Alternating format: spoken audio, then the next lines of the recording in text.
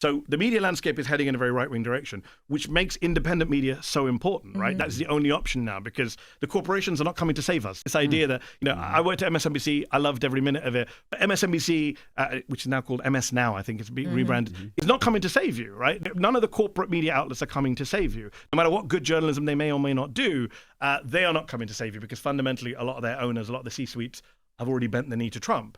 And therefore, independent journalism becomes so important. Where are you getting your news? On Substack or on YouTube or on social media? Where are you going? Gaza is a classic example of that. If you had just followed mainstream media for the last 2 years, you wouldn't actually know what's going on. If you're on Instagram, for example, and I say this as no fan of Mark Zuckerberg, but without Instagram, the Palestinian struggle in Gaza would not be known to the extent it is today. People like Motaz, Palestinian photographer, 15 million followers on Instagram. He got out the images in the very early days of kids being bombed, having their heads blown off, right? That was so important for people to see raw, uncensored, not having to wait for the nightly news with all the censored footage. They were able to see it themselves from Palestinians on the ground. So I do think it matters where you go to get your information, and we do need to support independent journalism. People watching and listening, when I say support, that means you got to pay for it.